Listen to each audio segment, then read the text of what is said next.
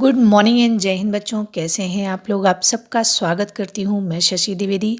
और आज हम लोग सुनेंगे एक कहानी जिसका नाम है मृत्यु से संवाद। तो चलो बच्चों सुनते हैं इस कहानी को। मृत्यु से संवाद।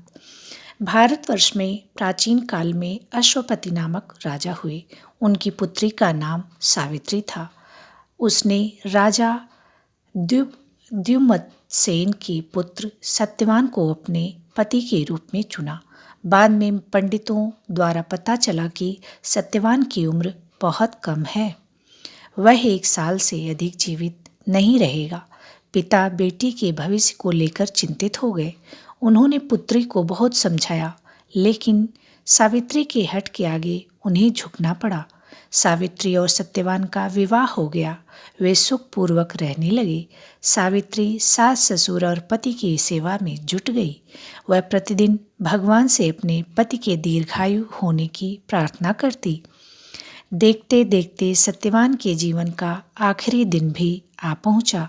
सत्यवान लकड़ी काटने के लिए जंगल जाने को तैयार हुआ तो सावित्री बोली, मैं भी आपके साथ चलूंगी। मना करने पर भी जब सावित्री नहीं मानी तो सत्यवान उसे भी अपने साथ जंगल में ले गया। वहां पहुंचकर वह एक पेड़ पर चढ़कर लकड़ी काटने लगा। कुल्हाड़ी चलाते चलाते अचानक सत्यवान ने अपना सिर पकड़ लिया। उसे चक्कर सा आने लगा। वह पेड़ से उतरकर पत्नी के पास आया और बोला, ओह कितनी भयानक पीड़ा हो रही है सिर में। इतना कहकर वह बेहोश होकर गिर पड़ा।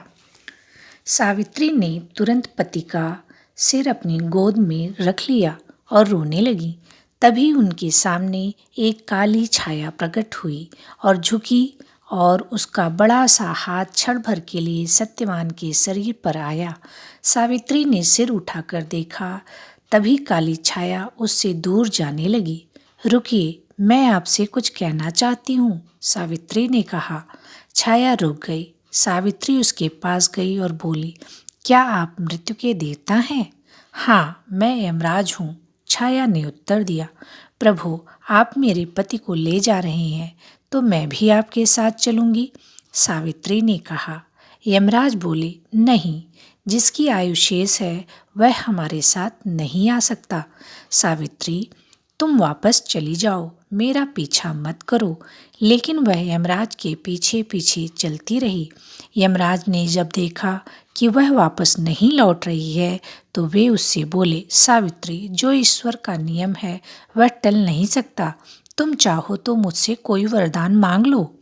सत्यवान के जीवन को छोड़कर कुछ भी मांग लो, मैं तुम्हें अवश्य दूंगा। सावित्री ने कुछ सोचा और बोली, अच्छी बात है। आप तो जानते ही हैं कि मेरे ससुर का राज्य धोखे से छीन लिया गया है। मैं चाहती हूँ कि वह उन्हें वापस मिल जाए। तथास्तु कहकर यमराज आगे बढ़ गए। कुछ दूर जाने पर उन्होंने पीछे मुड़कर देखा कि सावित्री अभी भी पीछे चली आ रही है। यमराज ने कहा, तुम चाहती क्या हो? यदि अपने पति का जीवन चाहती हो तो इसका विचार त्याग दो, क्योंकि यह संभव नहीं है। यम ना तो अपना वचन तोड़ता है और ना ही किसी का जीवन लौटाता है। यम है हम, यम। अच्छा, तुम मुझसे एक वरदान और मांग लो और मेरा पीछा करना छोड़ दो। सावित्री कुछ क्षण रुक कर बोली, मेरे ससुर का राज्य तो आपने लौटा दिया, लेकिन एक नेत्रहीन आदमी राज्य लेकर क्या करेगा? यमराज मुस्कुरा कर बोले, तुम्हारे ससुर की आंखें बिल्कुल ठीक हो जाएंगी। यह कहकर यमराज चलने लगे तो सावित्री ने फिर कहा, प्रभु, अपने पिता और ससुर के राज्यों की उत्तराधिकारिणी मैं ही हूँ। मेरे द्वारा इन दोनों राज्यों का कोई शासक नहीं होगा। मेरे पिता और ससुर के वंशों का क्या होगा? यमराज ने कहा, मैं तुम्हें वरदान देता हूँ कि तुम्हारे 100 पुत्र होंगे और वे दोनों वंशों को चलाएंगे। यमराज का इतना कहना था कि सावित्री का चेहरा खुशी से चमकने लगा। उसकी आंखों से आंसू गायब हो गए। उसने कहा, प्रभु, आपने मुझे 100 पुत्रों का वरदान तो दे दिया, लेकिन मेरे पति को तो अपने साथ लिए जा रहे हैं। पति के बिना पुत्र कैसे होंगे? यमराज चकित होकर सावित्री को देखने लगे। वे सावित्री की बातों में फंस चुके थे। यम ने पतिव्रता सावित्री को मन ही मन प्रणाम किया और हार स्वीकार कर ली। सत्यवान आंखें मलता हुआ उठ बैठा। यमराज ने जो वरदान सावित्री को दिए थे सब पूरे हुए। सावित्री ने अपने दृढ़ संकल्प से असंभव को भी संभव बना दिया।